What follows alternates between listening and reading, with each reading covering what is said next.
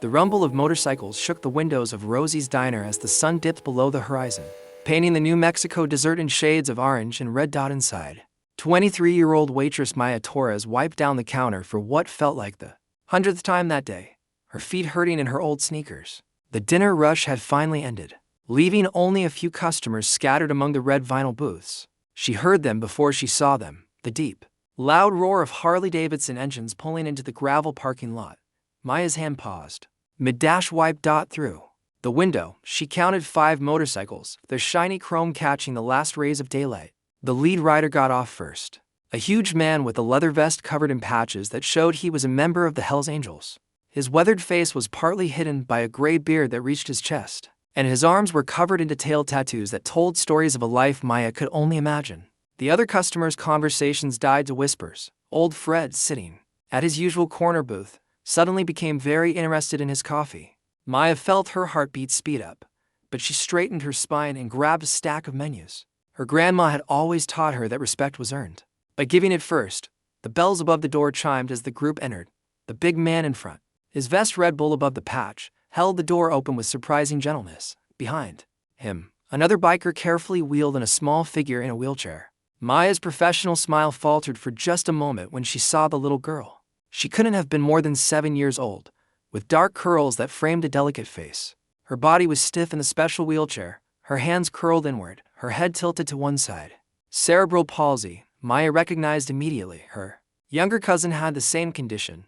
Evening, Maya said warmly, approaching the group. Welcome to Rosie's. Right this way. Bull's hard expression softened slightly as he nodded. Need a table that'll fit the wheelchair? Of course. Maya led them to a large corner booth, quickly removing a chair to make space for the little girl's wheelchair. The bikers settled around the table with practiced ease, their leather creaking. Their presence somehow both scary and protective as they formed a circle around the child. Maya handed out menus, her eyes drawn back to the little girl. And what's your name, sweetheart? Bull answered before anyone else. This is my daughter, Lily. His voice, rough as gravel, carried a tenderness that surprised Maya. She can understand everything you say, but she can't talk back. Maya crouched down to Lily's level, making eye contact with the girl whose bright hazel eyes were alert and smart despite her body's limitations. It's nice to meet you, Lily. I'm Maya. Do you know what you'd like to eat tonight? Lily's eyes moved toward her father, a complex communication Maya had learned to read from her cousin. She'll have the chicken tenders and mashed potatoes, Bull said, cut up real small, and a chocolate milkshake. You got it. Maya smiled at Lily again. And in that small smile, something shifted, the kind of moment where quiet kindness begins changing lives. If this moment made you feel something, pause and common kindness matters. The other bikers ordered burgers, steaks, and enough fries to feed a small army. And as Maya took their orders, she couldn't help noticing the dynamic at the table. These rough-looking men, who probably scared most people on sight, were completely devoted to this little girl. They joked with each other, but their eyes constantly flicked back to Lily, checking on her, making sure she was comfortable. When Maya returned with their drinks, she found Bull carefully adjusting Lily's position in her chair, his huge hands surprisingly gentle. The other bikers, Snake, Razor, Torch, and Gunner, had pushed their own drinks aside to make sure Lily's chocolate milkshake was within her father's reach. Food will be up in about 15 minutes, Maya said, setting down sweet tea and beers. Appreciate it, Bull replied, and Maya caught something in his eyes, tiredness maybe, or the weight of carrying the world on shoulders built for it. Maya returned to the counter, but her attention kept drifting back to the corner booth. She watched as Bull carefully held the milkshake while Lily drank through a straw, his hand completely steady. She saw how the other bikers lowered their voices, softened their laughter, careful not to startle Lily. She noticed the small special bib Bull tied around his daughter's neck with the practiced ease of someone who'd done it 1,000 times. Maya felt something tighten in her chest at the quiet tenderness of it all, at the way love showed itself in these small, patient movements. If seeing this kind of care surprised you, take a second and tap like for the people who show love when no one's watching. The food came up and Maya loaded her tray. As she approached the table, she overheard their conversation. Been on the road 3 days straight, Snake was saying. Bull, man, you gotta sleep more than 2 hours at a stretch. I'm fine, Bull grunted. You're not fine, Razor cut in. You're running yourself into the ground. When's the last time you had a hot meal that wasn't truck stop food? I eat, Bull said, his tone ending the discussion, but his eyes told a different story, the bone-deep tiredness of a caregiver who never stopped, never rested, never asked for help. Maya set down their plates, arranging everything within easy reach. When she reached Lily's chicken tenders and mashed potatoes, she paused. Bull was trying to manage his own meal while preparing to feed his daughter, and Maya could see the problem forming. He'd either eat cold food, let Lily wait, or try to juggle both and fail at each. Would you like me to help feed Lily while you eat? Maya asked quietly. I have a cousin with CP. I know the drill. Small bites. Watch for swallowing. Take it slow. Bull looked up at her, surprise clear on his weathered face. For a moment Maya thought he might refuse, but then Lily made a small sound, her eyes moving between Maya and her father. And something in Bull's expression cracked. You sure? He asked. It takes a while. You got other tables. Maya glanced around the diner. Fred still nursing his coffee, a young couple lost in each other. An elderly woman focused on her crossword. I've got time, Maya said gently. Besides, Lily and I are going to be friends, aren't we? Lily's eyes brightened, and Bull nodded once. A sharp dip of his chin that somehow carried more gratitude than words ever could.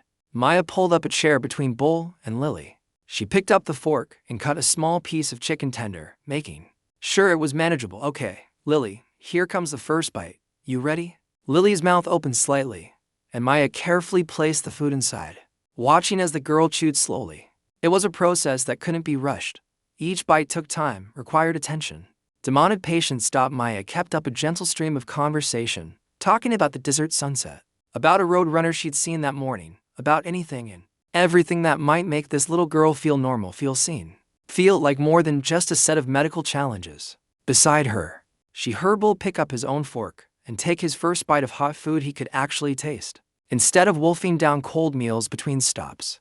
The quiet conversation of his brothers resumed, some of the tension easing from the table. Good job, Lily, Maya murmured after a successful swallow. You're doing great. Ready for some mashed potatoes?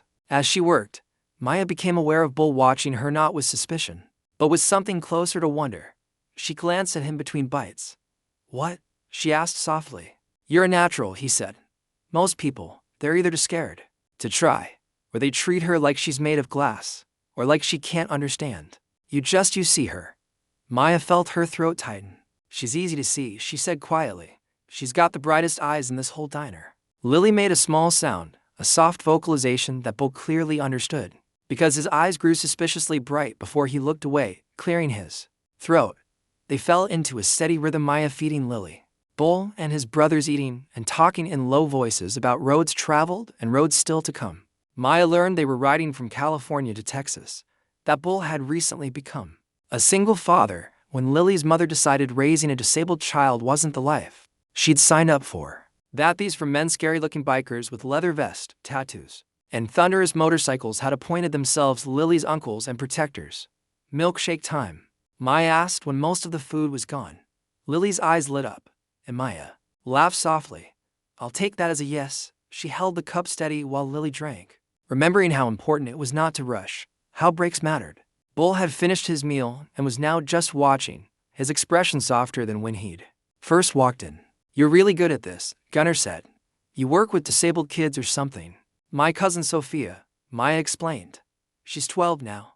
Her mom works 2 jobs. So, I help when I can. She's taught me a lot about patience, and how the best conversations don't always need words. When Lily had finished, Maya gently wiped her mouth with a napkin. You did such a good job, Lily. I'm so proud of you. Lily's eyes locked onto hers, and Maya felt her heart squeeze at the gratitude and connection shining there. Bull cleared his throat. What do we owe you for your time? Maya stood, collecting plates. For feeding a beautiful little girl who just made my whole evening better. Not a cent. Bull started to protest, but Maya met his gaze, firm and kind. Some things aren't done for money, she said. They're done because they're right. Because everyone deserves kindness. She looked at Lily. Because she's worth it. In that moment, the entire table seemed to fall quiet, as if everyone felt the weight of those words. If this part made your chest tighten, take a second and comment she's worth it. Bull stood suddenly, his chair scraping against the floor. For a moment, Maya thought she might have overstepped, might have offended him. But then this mountain of a man, this Hell's Angel, with his scary presence and hard life etched into every line of his face, pulled out his wallet and took out not money, but a business card. This has my number, he said, pressing it into her hand. I'm serious about this. If you ever need anything at all, you call me. Car trouble, Rent, someone giving you problems. You call. His voice dropped lower, more intense. You showed my daughter dignity tonight. You saw her as a person, not a problem. That's rare. That's precious. And that means you're family now.